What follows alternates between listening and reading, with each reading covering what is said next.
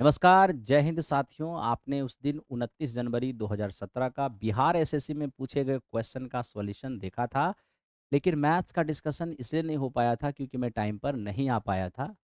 कुछ असुविधाएँ हुई थी रास्ते में, ठीक है? असुविधाएँ लेट हो गया था आने में। तो चलिए जो भी हो, आज उसका डिस्कशन मैं अलग से शूट कर रहा हूँ। क्योंकि क्वेश्चन बहुत ही सिंपल है, लेकिन इस सिंपल क्वेश्चन में कुछ क्वेश्चन ऐसे हैं, जिसका डिस्कशन देखना आपको ज़रूरी है। तो मेरे साथियों मैं एक-एक करके डिस्कस करता हूँ। डिस्कशन आप पूरा-पूरा जब देख लोगे, तो अपना रिव्यू ज़रूर देना है, क्योंकि एक टीचर का जो गुरुदक्षिणा होता है यूट्यूब क्लास की, वो आपका रिव्यू ही होता है। अच्छा लगे तो अच्छा का, अब बुरा लगे तो बुरा का। कमेंट ज़रूर करना है, चाहे पॉजिटिव हो, चाहे नेगेटिव हो। आइए, तो चलिए एक-एक करके हम क्वेश्चन स्टार्ट करते हैं। फर्स्ट क्वेश्चन अपने सामने है, दो संख्या x और y का एचसीएफ और एलसीएम 4 और 48 है। बताइए x और y का प्रोडक्ट क्या होगा?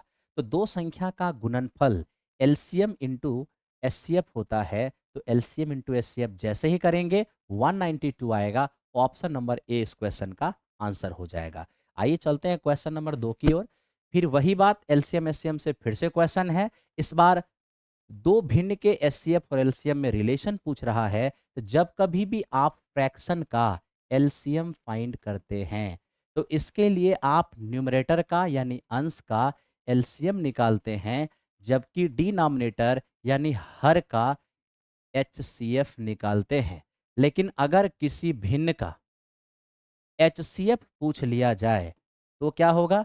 तो वैसी स्थिति में अंश का एचसीएफ होगा और हर का एलसीएम होगा। हर का एलसीएम होगा। तो ध्यान ये रखना है कि अगर हमसे एचसीएफ पूछा गया है, तो एचसीएफ न्यूमरेटर का होगा। अगर हमसे एलसीएम पूछा गया है, तो एलसीएम न्यूमरेटर का होगा। इतना छोटा सा बात तो आपको पता ही होगा, ठीक है? तो ये देखिए, ये रहा आपका एचसीएफ। भिन्न का एचसीएफ पूछेगा तो न्यूमरेटर का एचसीएफ होना चाहिए और डिनोमिनेटर का एलसीएम होना चाहिए। जो बिल्कुल है, तो यही आपका आंसर हो गया। बाकी तो आंसर हो ही नहीं सकता। गलती के चांस कहाँ गलत हो रहे हैं? एचसीएफ पूछा है, यहाँ तो एचसीएफ है, लेकिन नीचे एलसीएम होना चाहिए जो नहीं है। देखिए यहाँ पर एलसीएम पूछा है तो न्यूमरेटर का एलसीएम होना चाहिए था, जहाँ एचसीएफ लिख दिया है, इसलिए ये गलत हो गया है। बाकी वो आंसर हो चुका है, तो नन ऑफ दिस तो होना ही नहीं है, ठीक है? चलते हैं क्वेश्चन नंबर नेक्स्ट ईयर। ये 3 संख्या देकर के एचसीएफ मांग रहा है। एचसीएफ वो नंबर होता है जो संख्या को तो डिवाइड करता ही है, साथ ही साथ उसके एलसीएम को भी डिवाइड करता है। तो देखिए इसमें ऑप्शन में कौन ऐसा ऑप्शन है जो इसको डिवाइड कर रहा है?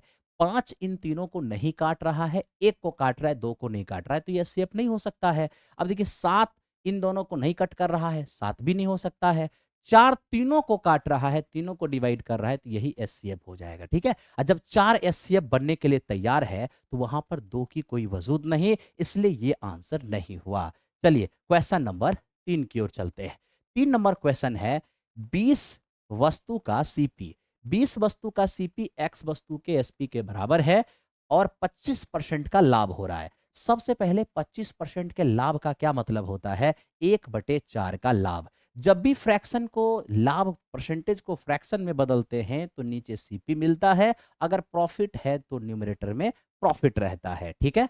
आप देख रहे हो 20 आर्टिकल का सीपी एक्स आर्टिकल के एसपी के बराबर है। यहां मैं अगर सीपी और एसपी का रेशियो लगाऊंगा तो मेरे दोस्त ये x अपॉन 20 हो जाएगा। हालांकि सीपी सीपी और एसपी का रेशियो लगाऊंगा, इधर x है, 20 जाके इधर बट्टे में आ जाएगा, ठीक है? एक और बात मेरे दोस्त, इस सीपी एसपी का रेशियो एक और तरीके से हम लगा सकते हैं। वो तरीका क्या है? तो यहां देखिए सीपी आपको 4 नजर आ रहा है, जो एक लाभ के साथ एसपी कितना बन जाएगा? 5 बन जाएगा। हाँ या ना? तो देखिए आपका जो एसपी है वो रेशियो वाली एसपी का कितना गुना है? 4 गुना है। तो मेरे दोस्त अगर एसपी 4 गुना है तो सीपी भी 4 गुना होगा। 4 चौके कितना? ये 16 हो जाएगा। तब तो एक्स का मान हमारा 16 हो गया। आई होप आपको समझ में आ रहा होगा। चलिए चलते हैं क्वेश्चन नंबर नेक्स्ट की ओर, ठीक है?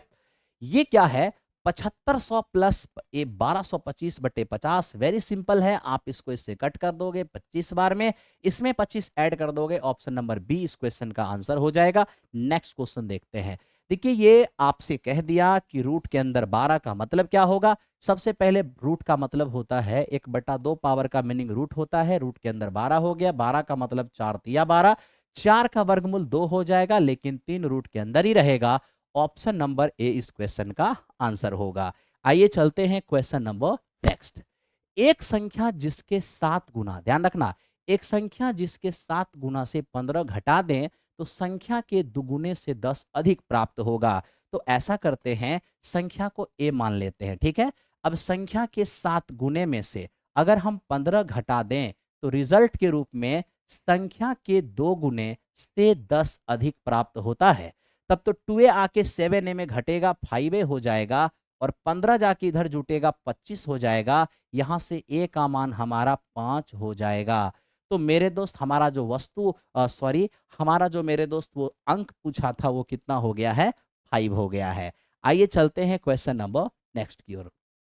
अब यहां ध्यान से देखिए, सबसे पहले आप देख रहे हो कि उम्र में बड़े राम और श्याम दो व्यक्ति हैं जिनके उम्र का अंतर 16 साल है। ध्यान ये रखना है कि दो व्यक्ति के उम्र का अंतर सदैव एक समान होता है। फॉर एग्जाम्पल, जब मेरा जन्म हुआ मेरा भाई 5 साल का था, तो आज भी मेरा भाई 5 साल का होगा। और जब अंतिम समय आएगा उस समय भी मेरा भाई मुझसे 5 साल, सॉरी, आज भी मेरा भाई मुझसे 5 साल बड़ा होगा, और अंत समय आएगा तो उस समय भी वो मुझसे 5 साल बड़ा ही रहेगा। कहने का मतलब यह है कि दो व्यक्ति के उम्र का अंतर जो वर्तमान में है वही पास्ट में था, और वही अंतर फ्यूचर में भी होगा।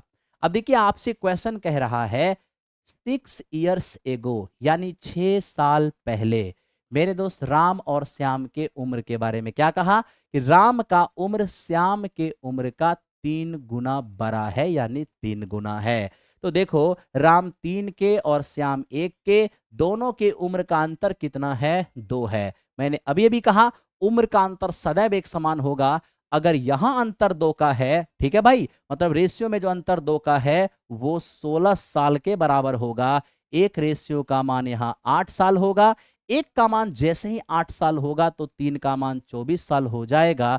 आई होप आपको समझ में आया होगा। बट एक बात समझना है, रेशियो जब का होता है उम्र तभी का निकलता है। तो क्या कहोगे दोस्त, ये रेशियो है 6 साल पहले का, तो ये उम्र भी 6 साल पहले का होगा। तो वर्तमान में आने के लिए 6 ऐड करना पड़ेगा। जैसे ही 6 ऐड करोगे आप बिल्कुल प्रेजेंट में आ जाओगे। आइए चलते हैं नेक्स्ट क्वेश्चन की ओर। उम्मीद है समझ में आया होगा। ध्यान दो, अब इसको अच्छे से समझना है दोस्त। ए और बी किसी काम को बिल्कुल 4 दिन में कर देते हैं। ए अकेला 12 दिन में, बी अकेला कितना दिन में। तो देखिए, ए और बी किसी काम को 4 दिन में कर रहे हैं। ए अकेला उस काम को 12 दिन में कर रहा है, तो बी अकेला कितना दिन में करेगा। टाइम एंड वर्क की ये पॉलिसी है कि काम कोई भी करने आएंगे तो बस यही देखना है कि काम करना है कितना, और मेरे दोस्त जो काम करने आ रहे हैं उनकी औकात क्या है, इफिशियंसी क्या है। तो जो काम 4 दिन और 12 दिन में हो सकता है वो काम क्या होगा, 4 और 12 का एलसीएम 12 हो जाएगा। 4 दिन में 12, एक दिन में 3, 12 दिन में 12, एक दिन में 1। आई होप आपको ये समझ में आया होगा। अब देखिए, एक की इफिशियंसी अगर 1 है मेरे दोस्त, दोनों मिला के 3, 3 में अगर ये 1, तो बी की इफिशियंसी 2 होगा। अब आप ही बताओ, 12 काम 2 इफिशियंसी से किया जाएगा तो कितने टाइम लग जाएंगे, 6 दिन का टाइम लग जाएगा। इस क्वेश्चन का आंसर हमारा 6 दिन हो जाएगा, है ना। चलते हैं क्वेश्चन नंबर नेक्स्ट की ओर। अब मेरे दोस्त देखो, यहां पर ये एक फ्रैक्शन है, ये एक हमारा क्या है, फ्रैक्शन है। इस फ्रैक्शन में कह रहा है सबसे छोटा कौन सा फ्रैक्शन होगा। तो मेरे दोस्त हम देख रहे हैं कि इन तीनों में खास तौर पर एक रिलेशन है। क्या, इसमें एक का अंतर है, इसमें मेरे दोस्त एक का अंतर है, और इसमें भी एक का अंतर है। याद ये रखना, लेकिन इसमें एक का अंतर नहीं है। मेरा कहना यह है कि जब फ्रैक्शन एक से अधिक दे दे और उसके न्यूमरेटर और डिनोमिनेटर, अंश और हर का अंतर एक समान हो जाए, तो जिसका अंश और हर का अंतर एक समान हो, मैं ये नहीं कह रहा हूं कि अंतर एक का हो जाए, डिफरेंस अगर न्यूमरेटर और डिनोमिनेटर का मेरे दोस्त एक समान हो, तो वैसी स्थिति में जिनका न्यूमरेटर सबसे छोटा होता है वो फ्रैक्शन सबसे छोटा होगा। तो इन तीनों में जिनका न्यूमरेटर सबसे छोटा हुआ वो फ्रैक्शन सबसे छोटा होगा। तो सबसे छोटा फ्रैक्शन यहां पर कौन सा हो गया, 5 और बटे 6। लेकिन 5/6 तो इनमें से ना छोटा है, हमें चारों में से छोटा बताना है। तो चारों में से छोटा बताएंगे तब तो ये कंपैरिजन करने के लिए बच गया है, तो आप उससे तुलना कर लो, है ना। और जब दो भिन्न में बड़ा छोटा की तुलना करना होगा तो आप क्रॉस मल्टीप्लीकेशन कर लेना। 10×5 ये 50 हो जाएगा, 6×3 ये 18 हो जाएगा। और जब भी क्रॉस मल्टीप्लीकेशन करेंगे, जिनके ऊपर छोटा वैल्यू होगा वही मेरे दोस्त छोटा फ्रैक्शन हो जाएगा। तो इस क्वेश्चन का आंसर आपका कौन सा हो गया? ऑप्शन नंबर डी हो गया। चलिए चलते हैं क्वेश्चन नंबर नेक्स्ट। अब ये देखिए दोस्त, ये क्या कहता है कि सर हमारे पास, हमें चेन्नई से पुद्दुचेरी जाना है। अब चेन्नई से पुद्दुचेरी जाना है, उसके लिए 10 टैक्सी अवेलेबल है, ठीक है। लेकिन ये कह रहा है कि मैं कितने तरीके से पुद्दुचेरी जाकर वहां से वापस आ जाऊंगा अगर वापसी में भिन्न टैक्सी का प्रयोग करना है। इसका क्या मतलब है कि जिस टैक्सी का प्रयोग करके हम जाएं, रिटर्न होने पर हम उस टैक्सी का इस्तेमाल नहीं करें।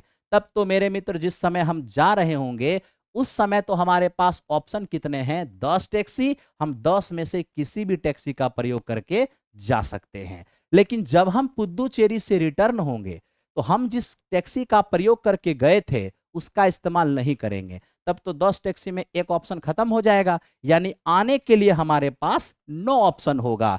तो जाने के लिए 10 ऑप्शन, आने के लिए 9 ऑप्शन। इसका मतलब सीधा हो गया कि मेरे दोस्त टोटल 90 तरीका से हम जा करके आ सकते हैं, ठीक है।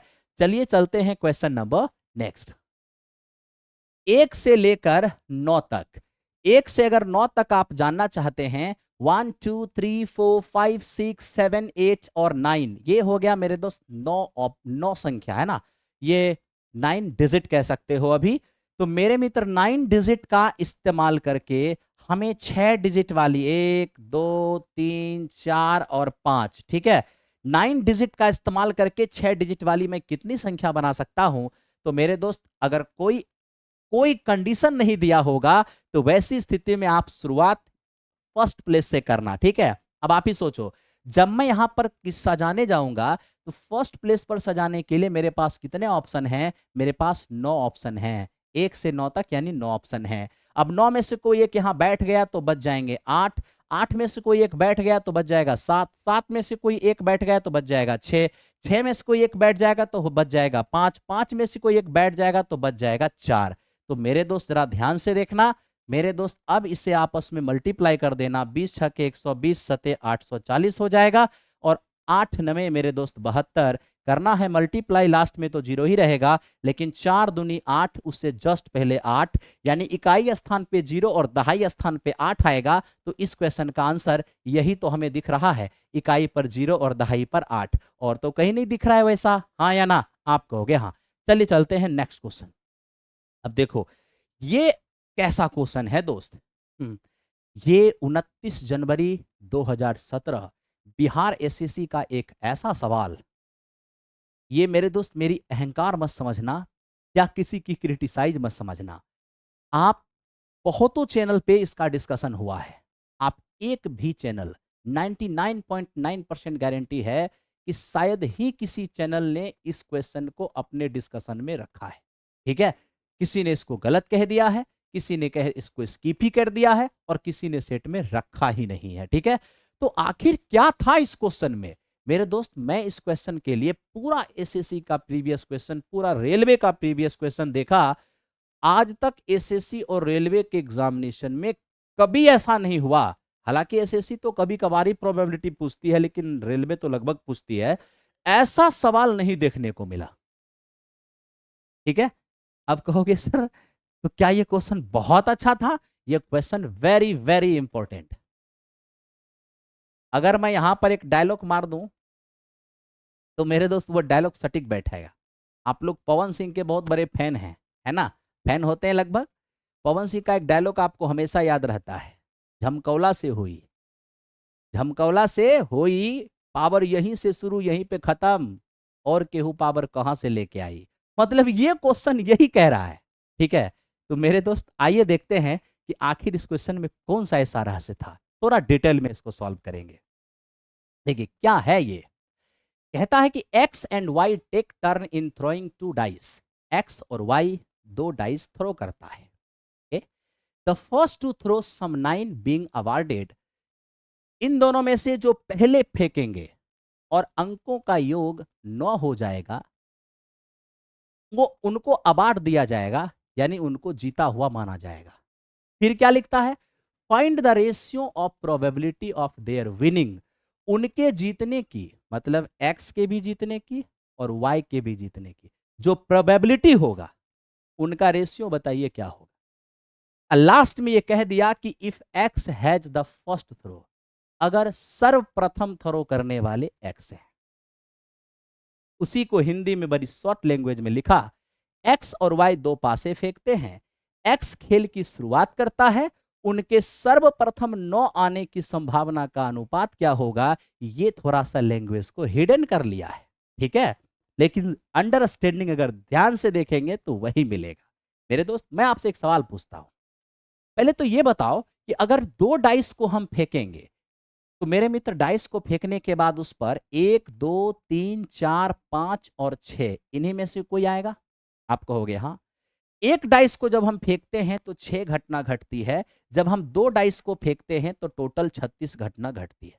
यस और नो? आप कहोगे यस। मेरे दोस्त, हमें क्या चाहिए? अंकों का योग 9 चाहिए। अब आपको समझना यह होगा कि अंकों का योग 9 कैसे होगा। अंकों का योग 9 तब होता है जब पहला पर 3 दूसरा पर 6, या पहला पर 6 दूसरा पर 3, है ना, पहला पर 4 दूसरा पर 5, या पहला पर 5 और दूसरा पर 4 होता है। इसका मतलब साफ हो गया कि सम ऑफ डिजिट 9 हो, ऐसा केवल और केवल 4 ही इवेंट बनता है। यस और नो? आप कहोगे यस। तो सबसे पहले मेरे दोस्त, प्रोबेबिलिटी अंकों का योग 9 आने की, तो कहोगे सर 4 ऐसा इवेंट है जिसमें अंकों का योग 9 आएगा, दो डाइस को फेंकेंगे तो टोटल इवेंट 36, यानी कि 1/9 हो जाएगा प्रोबेबिलिटी। क्या चीज का? अंकों का योग 9 आने का, ठीक है। अब हम कहते हैं अंकों का योग 9 नहीं आने की प्रोबेबिलिटी। आप तो जानते हैं किसी घटना के घटने और नहीं घटने की प्रोबेबिलिटी का योग 1 होता है। अगर 1 में से घटने की प्रोबेबिलिटी हटा दें तो नहीं घटने की प्रोबेबिलिटी आएगा, और 1 में से नहीं घटने की प्रोबेबिलिटी हटा दें तो घटने की प्रोबेबिलिटी आएगा। तो आज हम 1 में से अंकों का योग 9 आने की प्रोबेबिलिटी घटा देंगे, तो ये जो 8/9 आएगा, अंकों का योग 9 नहीं आने की प्रोबेबिलिटी आ जाएगा। आप सबसे पहले यहां क्या कर लीजिए मेरे दोस्त, ए के जीतने की संभावना, चूंकि सर्वप्रथम ए थ्रो कर रहा है, तो हम ए के जीतने की प्रोबेबिलिटी निकाल लेते हैं, और 1 में से इसको घटा देंगे तो बी के जीतने की प्रोबेबिलिटी अपने आप आ जाएगा। हाँ या ना? आप कहोगे हाँ। मेरे दोस्त, मुझे ये बताओ, थ्रो सॉरी एक्स करे या थ्रो वाई करे, 9 आने की प्रोबेबिलिटी क्या होगा? 1/9 है, सॉरी ध्यान से देखना, थ्रो एक्स करे या थ्रो वाई करे, अंकों का योग 9 आने की प्रोबेबिलिटी क्या होगा? 1/9 ही होगा। क्यों? क्योंकि अंकों का योग 9 आने का जो इवेंट है वो 4 है। तो अगर आप x के लिए अंकों का योग 9 आने की प्रोबेबिलिटी निकालेंगे तो भी 4/36, y के लिए 9 आने की प्रोबेबिलिटी निकालेंगे तो भी 4/36, यानी x फेंका, अंकों का योग 9 हो, प्रायिकता 1/4 हो, y फेंका, अंकों का योग 9 हो, प्रोबेबिलिटी 1/4 हो, और दोनों के लिए ही 9 नहीं आने की प्रोबेबिलिटी का मान 8/9 ही होगा, क्योंकि एक में से 1/9 घटाएंगे तो 8/9 हो जाएगा। मेरे भाई, अगर मैं यहां पर विनिंग ऑफ ए, यानी ए के जीतने की संभावना अगर निकालूंगा, तो आप क्या कहोगे कि सर ए ने फर्स्ट थ्रो किया होगा, और हो सकता है कि पहले ही बार में अंकों का योग 9 आ गया होगा, या मेरे दोस्त ऐसा हो सकता है, प्रोबेबिलिटी में या का मतलब प्लस होता है, या ऐसा हो सकता है ए ने थ्रो किया और उस पर अंकों का योग 9 नहीं आया, ए मतलब यहां पर एक्स है। तो जब आपने एक्स थ्रो किया और अंकों का योग 9 नहीं आया, तो अब मेरे दोस्त वाई थ्रो करेगा, और आप जानते हैं कि वाई को जीतने देना नहीं है, यानी कि वाई थ्रो करे तो अंकों का योग 9 आए, ऐसा होने नहीं देना है। मतलब y के लिए भी अंकों का योग 9 नहीं होने वाली प्रोबेबिलिटी लिखना है, क्योंकि y को जीतने ही नहीं देना है, क्योंकि हम जीतने किसको दे रहे हैं? a को। a के जीतने की प्रोबेबिलिटी निकाल रहे हैं, है ना? तो मेरे दोस्त, x ने पहली बार फेंका, अंकों का योग 9 नहीं आया। अब y फेंकेगा, अंकों का योग y 9y के लिए आने देना नहीं है, क्योंकि y को जीतने देना नहीं है। अब दूसरी बार a फेंकेगा, तो हो सकता है कि दूसरी बार में a मतलब कि x के अंकों का योग 9 आ जाए। मेरे दोस्त, बार बार a आ रहा है ना दिमाग में, तो ऐसा करते हैं कि x के जगह a रख देते हैं, y के जगह b रख देते हैं, x के जगह 1 रख देते हैं, y के जगह b रख देते हैं, तो x के जगह मेरे दोस्त क्या हो जाएगा? a हो जाएगा, है ना? इसलिए मेरे दोस्त a पे ही इसको सॉल्व कर देते हैं। ओके, अब यहां ध्यान दो, एक बार फिर से इसको समझा देते हैं। विनिंग ऑफ a, यानी a के जीतने की जब हम प्रोबेबिलिटी निकालते हैं, तो पहली बार मान लो a ने थ्रो किया और अंकों का योग पहले ही बार में 9 आ गया, या तो ये घटना घट सकती है, या क्या होगा? a ने मेरे दोस्त थ्रो किया, अंकों का योग 9 नहीं आया, यानी a पहली बार में नहीं जीत पाया। अब b थ्रो करेगा, b को जीतने देना नहीं है, तब तो b के लिए भी अंकों का योग 9 नहीं आने की प्रोबेबिलिटी लिया जाएगा। a फेंक दिया, b फेंक दिया, अब दूसरी बार a फेंकेगा और हो सकता है कि दूसरी बार में a जीत जाए। फिर आपके दिमाग में यह बात आएगा कि सर, जरूरी है कि a दूसरी बार में ही जीतेगा? हो सकता है a ने पहली बार भी फेंका, अंकों का योग 9 नहीं आया, दूसरी बार फेंका, वहां भी अंकों का योग 9 नहीं आया। कोई बात नहीं, आप सही सोच रहे हो। अब देखो सर, a ने थ्रो किया, अंकों का योग 9 नहीं आया, अब b करेगा, b को जीतने देना नहीं है, फिर a थ्रो करेगा, अंकों का योग 9 नहीं आया, अब b करेगा, b को जीतने देना नहीं है, तो तीसरी बार जब a थ्रो करेगा, तो हो सकता है कि ये तीसरी बार में जीत जाए। या ऐसा भी तो हो सकता है, आप कहोगे क्या? a ने थ्रो किया, अंकों का योग 9 नहीं आया, b थ्रो किया, तो b को जीतने देना नहीं है। जीतने देना नहीं है, इसका क्या मतलब है? कि b के भी अंकों का योग 9 नहीं आने देना है, मतलब अंकों का योग 9 नहीं आने वाली इवेंट को ही लिखना है। ठीक है, अब देखो, पहली बार में a फेंका, 9 नहीं आया, b को जीतने देना नहीं है, फिर a फेंकेगा, अंकों का योग 9 नहीं आया, अब b फेंकेगा, b को जीतने देना नहीं है, तीसरी बार a फेंका और यहां भी 9 नहीं आया, अब b फेंकेगा, b को जीतने देना नहीं है, चौथी बार में मेरे दोस्त a फेंका और चौथी बार में जीत गया। मेरे भाई, इसी तरह की ये इवेंट जो है इनफाइनाइट तक चलता रहेगा, यानी पहली बार फेंका, जीत गया, दूसरी बार में जीतेगा, या तीसरी बार में जीतेगा, या चौथी बार में जीतेगा, या ए पांचवी बार में जीतेगा, या ए छठी बार में जीतेगा, या ए सातवीं बार में जीतेगा, या ए 1000वीं बार में जीतेगा। ये इनफाइनाइट तक इसी तरह से इवेंट चलता रहेगा। अब मैं आपसे ये पूछता हूं कि मेरे दोस्त, ये हमारे पास ये जो आप देख रहे हैं, क्या मैं इसको probability of E, probability of, मतलब इसको इस तरीके से क्या मैं अलग अलग लिख सकता हूं क्या? आप कहोगे हाँ सर, बिल्कुल लिख सकते हो, क्योंकि बीच में गुना का ही तो चिन्ह है। ये आप देख रहे हो, ये भी क्या हो जाएगा? एकदम ध्यान से देखना,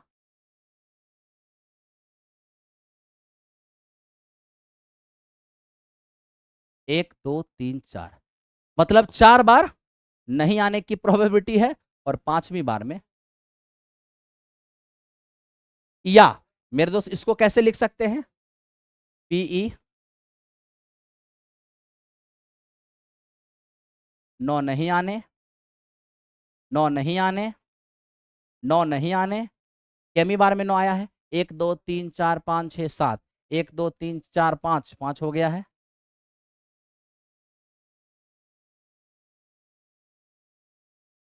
ठीक है, अब आप खुद बताइए सर, एक बात पूछता हूं, ये तो आपका 1/9 है, आप कहोगे हाँ, प्लस अंकों का योग 9 नहीं आने की प्रोबेबिलिटी 8/9, 8/9, 8/9, सॉरी 8/9 गुणे 8/9, और ये तो 9 आने की प्रोबेबिलिटी 1/9 है, तो 8/9 गुणे 8/9 ये क्या होगा? 8/9 की होल स्क्वायर इंटू 1/9, प्लस मेरे दोस्त यहां पर देखोगे अंकों का योग 9 नहीं आने की जो इवेंट है यानी प्रोबेबिलिटी है वो मेरे मित्र 4 बार है, यानी कि 8/9 8/9 8/9 8/9 मेरे मित्र 8/9 यहां पर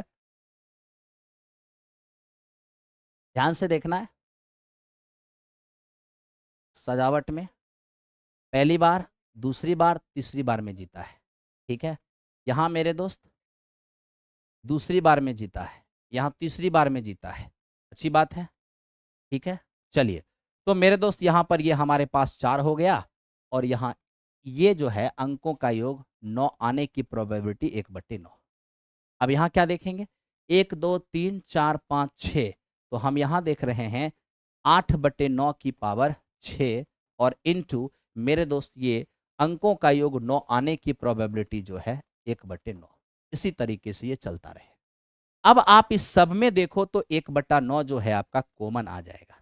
यहां से क्या बचेगा, तो आप कहोगे सर यहां से अगर आपने 1/9 कॉमन लिया तो 1 बचेगा, यहां से 8/9 का होल स्क्वायर बचेगा, यहां से मेरे मित्र 8/9 की पावर 4 बचेगा, है ना, और यहां से मेरे दोस्त 8/9 की पावर 6 बचेगा। इसी तरीके से ये चलता चला जाएगा।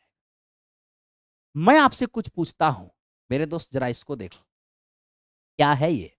अगर आपको जरा भी जीपी का ज्ञान होगा तो आप इसको देख के जरूर बोलोगे कि मास्टर जी ये जीपी के इनफाइनाइट टर्म का योगफल है। तो मेरे दोस्त इसको अलग सॉल्व कर लेते हैं। जरा यहां देखिए, जीपी के अनंत पदों का योग निकालेंगे, ये 8/6 का होल स्क्वायर प्लस 8/6 का पावर 4 प्लस ये 8/6 का, मेरे 8/6 नहीं है 8/9 है, 9 है, 8/9 ही है ना। ठीक, थैंक यू। पावर 6 है plus dot dot dot dot infinite. आप सबको पता होगा a plus a r plus a r square plus a r cube dot dot dot dot dot infinite क्या होता है ये ए और बटे 1 माइनस आर होता है ना। बताइए इसका भी फर्स्ट टर्म क्या है, फर्स्ट टर्म तो ए है, फर्स्ट टर्म ए है और 1 माइनस आर, आर क्या होता है दूसरा पद बटा पहला पद, तो दूसरा पद तो ये होगा 8/9 की होल स्क्वायर बटा पहला पद 1। अब 1 इसमें 1 से भाग देंगे कुछ बिगड़ेगा, यही रह जाएगा, यानी 8/9 की होल स्क्वायर हो जाएगी। तो फाइनली आ जाएगा 1 अपॉन, ध्यान से देखते रहना, 1 अपॉन मेरे मित्र ये 1 माइनस 64 और बटे 81। तो हो क्या जाएगा 81 मेरे दोस्त चला जाएगा न्यूमरेटर के अंदर और 81 माइनस 64 ये हमारा हो जाएगा 17। तो इस प्रकार मेरे दोस्त आपने ये देख लिया जीपी के अनंत पदों का जो योग हमारे पास आ गया है, ये मेरे दोस्त आ गया है 81 और बटे 17। क्या ये बात समझ में आया? आप कहोगे हाँ। तो मेरे दोस्त इसका आपने योगफल बिल्कुल निकाल लिया है। अब यही चीज यहां पे डाल दो, ध्यान से देख लो, ये 1/9 और यह आपने निकाला है 81/17। तो मेरे मित्र ये हो जाएगा 9 में 81 यानी कि 9/17। तो जानते हैं 9/17 क्या आया है? ये 9/17 आया है ए के जीतने की प्रोबेबिलिटी।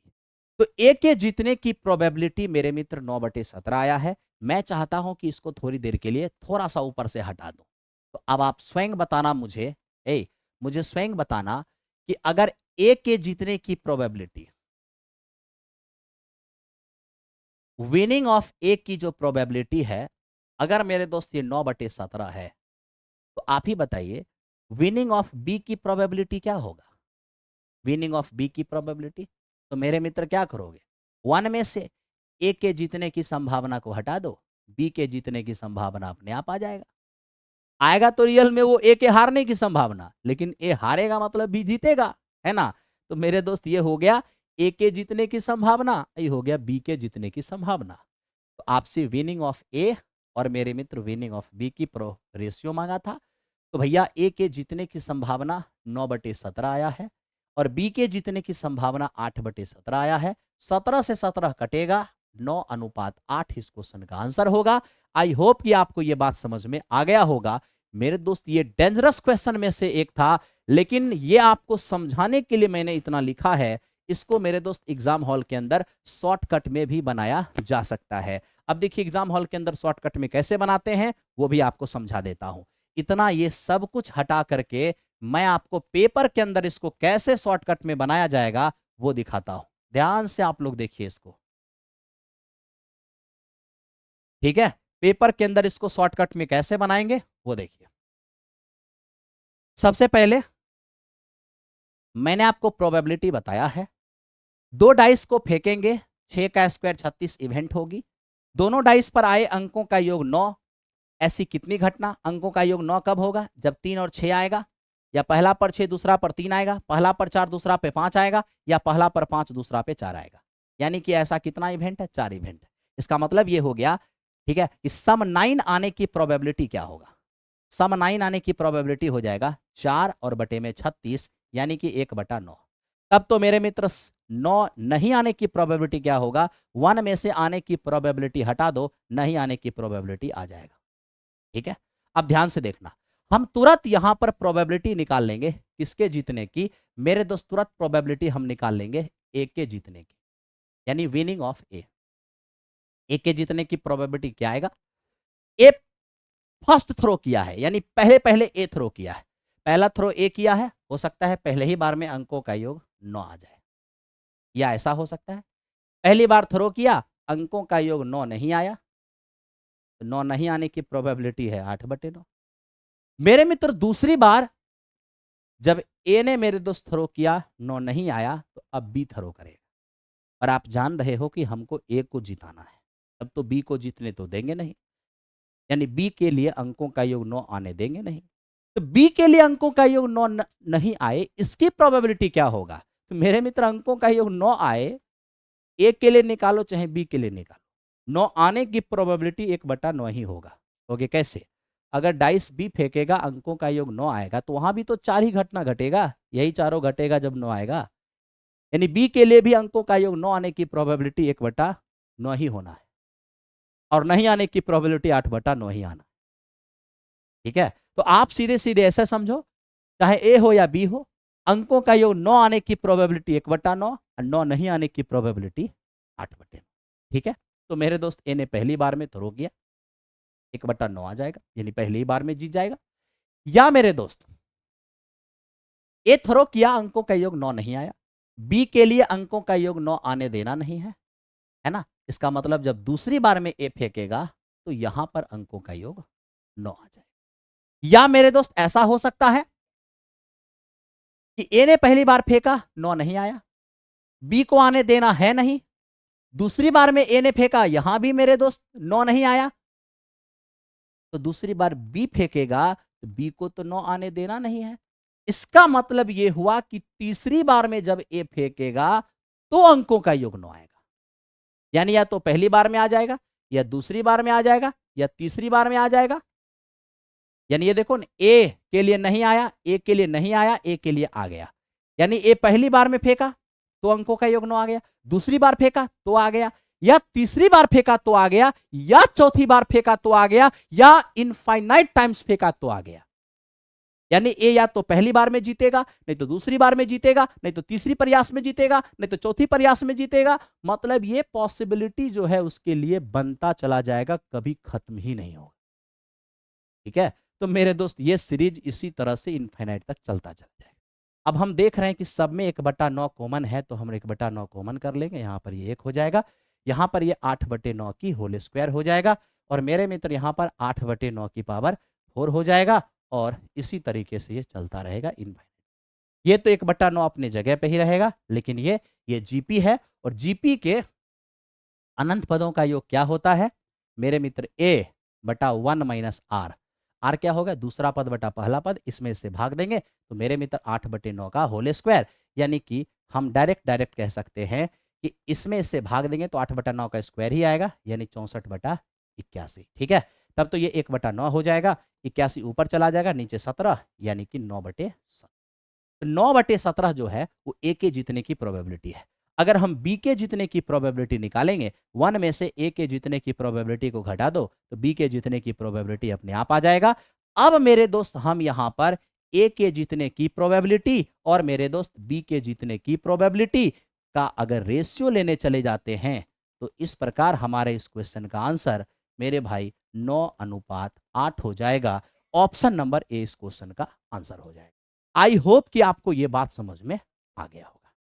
ठीक है, चलिए, तो मैंने थोड़ा टाइम लिया, लेकिन ये बेहतरीन क्वेश्चन है। आपको मैं फिर कह रहा हूं, एक बार आप सभी चैनलों का एक बार मुआयना करके देखना कि क्या वाकई ये क्वेश्चन कराया गया है। धन्यवाद। चलिए आगे बढ़ते हैं मेरे दोस्त। बीते दिनों के साथ प्लेटफॉर्म बाय नवीन कुमार सिंह, ये प्राइवेट लिमिटेड जो पीवीटी है,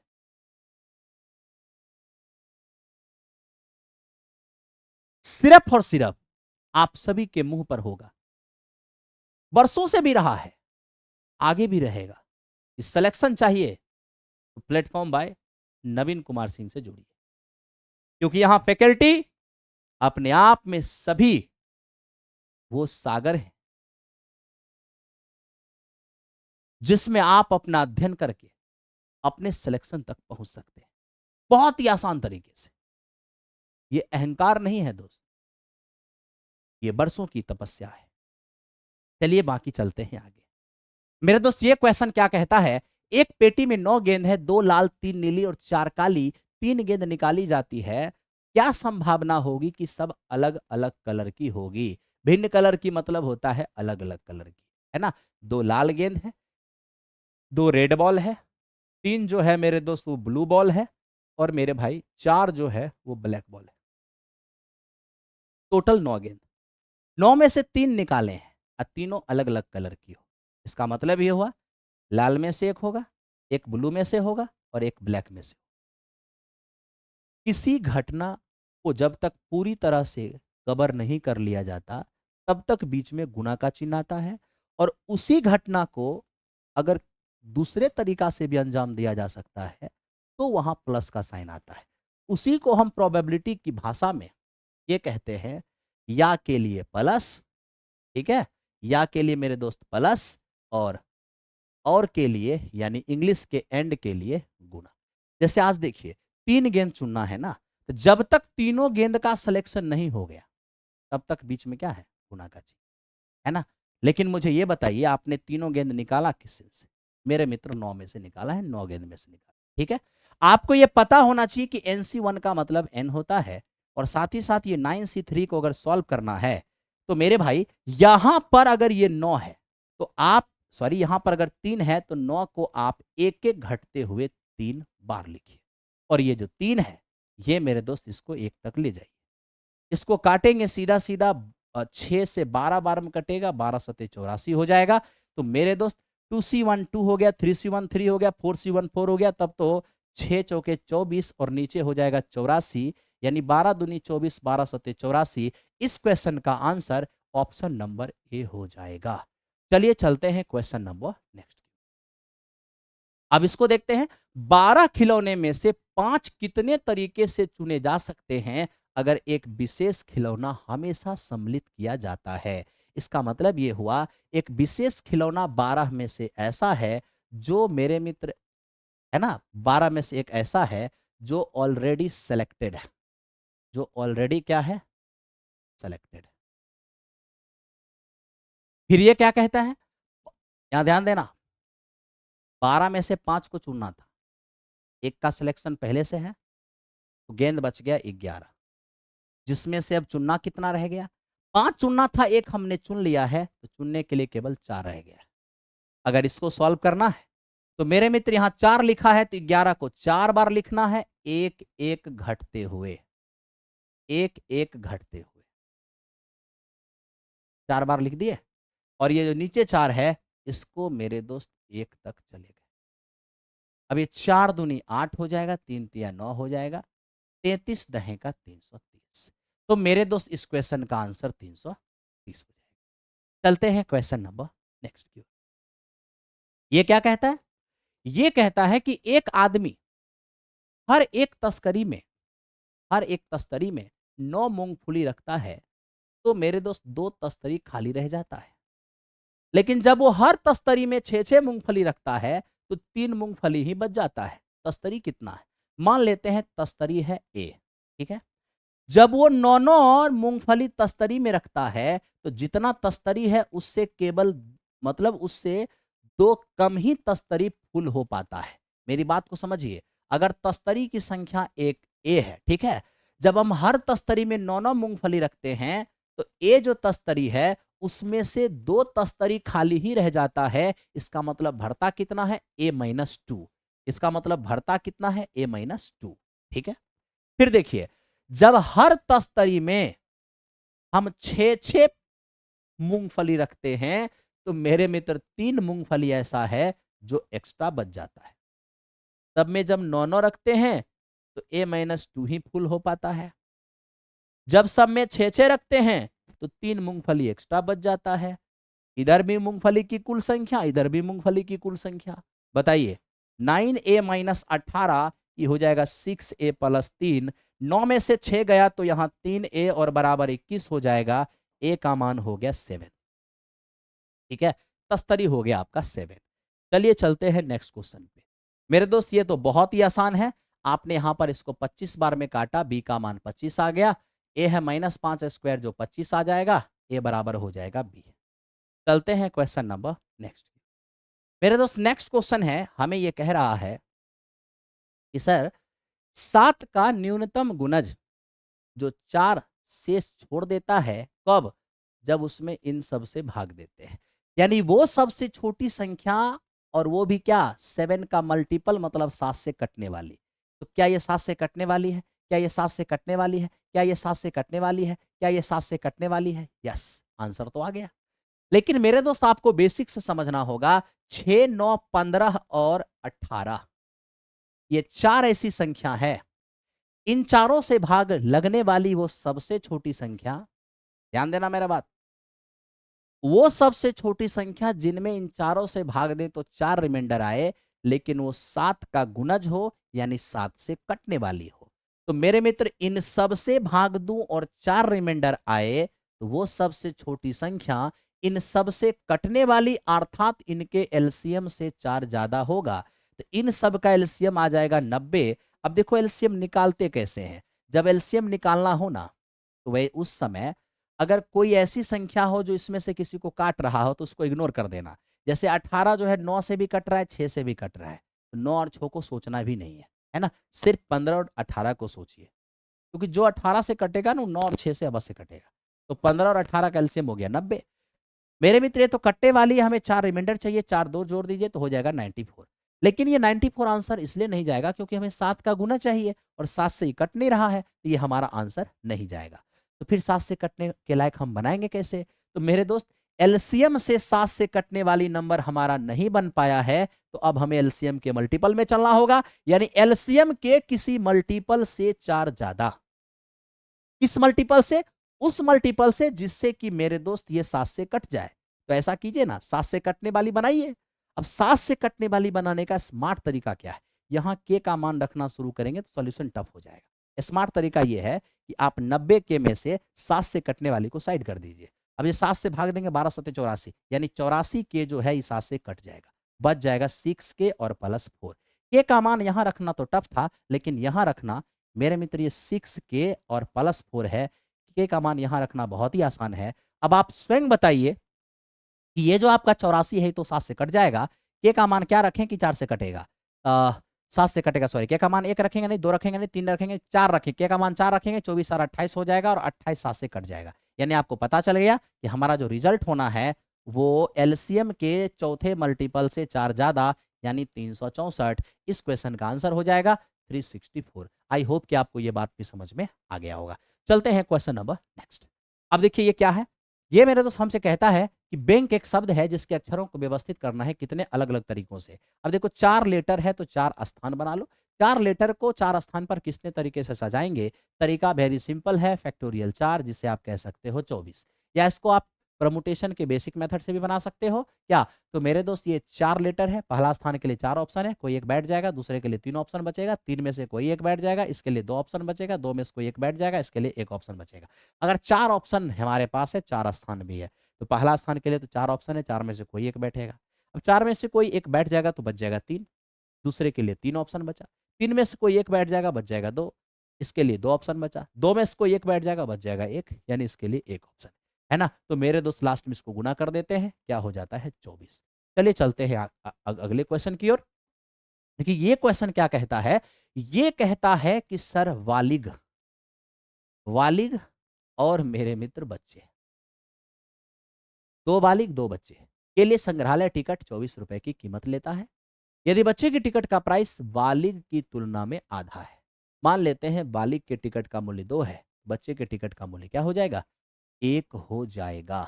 अब आप स्वयं बताइए, संग्रहालय के अंदर दो बालिग की एंट्री हुआ है और दो बच्चे की एंट्री हुआ है। अगर दो बालिग गया है तब तो दो दूनी टिकट का प्राइस 4 हो जाएगा।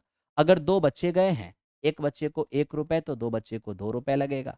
तो मेरे मित्र ये बालिग का और ये बच्चे का टोटल मिला के देखा जाए तो प्राइस 6 रेशियो नजर आ रहा है और यही आपसे कह रहा है कि 24 है। तब तो एक रेशियो का मान क्या होगा, 4 होगा। जब एक रेशियो का मान 4 होगा तो मेरे दोस्त बालिग के टिकट का प्राइस क्या हो जाएगा, ये टिकट का प्राइस तो 2 है ना, तो हो जाएगा 2 चौके 8 हो जाएगा। यानी इस क्वेश्चन का आंसर हमारा 8 हो जाएगा, है ना। चलते हैं क्वेश्चन नंबर नेक्स्ट की ओर। मेरे दोस्त इसको देखो, ये क्या कह रहा है, समझने की कोशिश करना। रूट 2 का मतलब होता है 2 की पावर 1/2। क्यूबिक रूट 4 का मतलब क्या है, 4 क्यूबिक रूट का मतलब power 1/3। Sixth root, sorry fourth root 6 है, तो मेरे मित्र ये फोर्थ रूट का मतलब क्या होता है, पावर 1/4। ठीक है। जब कभी भी किसी संख्या की पावर इस तरीके से मेरे दोस्त फ्रैक्शन के फॉर्म में हो,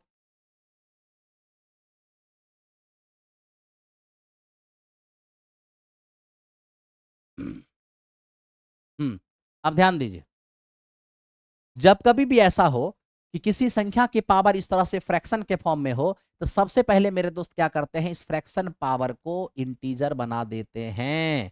यानी ये 2, 3 और 4 का एलसीएम कितना हो जाएगा, 12।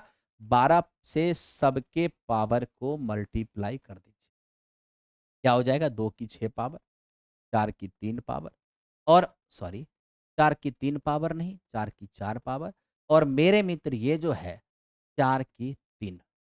ध्यान देना, 4 तिया 12, 3 चौको 12, 2 छक्के। अब ये 2 की जो 6 पावर है इसका मतलब क्या है, तो इसका मेरे दोस्त मतलब है 64। ये हमारा है 256 और ये हमारा है 216। आरोही क्रम में सजाना है तो सबसे छोटका पहले आएगा, मंझला वाला बीच में आएगा और सबसे बड़का जो है वो तीसरे स्थान पे आएगा। यानी पहला स्थान पर रूट 2, तो पहला स्थान पर रूट 2 यहाँ है, पहला स्थान पर रूट 2 यहाँ है और यहाँ है। तब तो ये दोनों तो आंसर जाएगा नहीं। अंतिम स्थान पर मेरे मित्र ये क्यूबिक रूट 4 आएगा, तो क्यूबिक रूट 4 यहाँ है लेकिन यहाँ पे नहीं है, तो ये गलत हो जाएगा, ये हमारा आंसर हो जाएगा। ठीक है, तो चलते हैं क्वेश्चन नंबर नेक्स्ट की ओर। मेरे दोस्त आप लोगों को रीजनिंग वाले सर इसको बताए ही होंगे, इसलिए मैं इसको नहीं बता रहा हूँ। Thank you very much, love you all, thank you. आप लोग अपना रिव्यू जरूर देना कि आपको डिस्कशन कैसा लगा। Thank you very much. बहुत जल्द ही आपके लिए मैं लेके आ रहा हूं 6 से 8 घंटे की महामैराथन। तैयार रहना है सभी लोगों को, है ना। इंफॉर्मेशन पहले मिल जाएगा, फिर मैं आऊंगा। धन्यवाद सभी को, थैंक यू वेरी मच।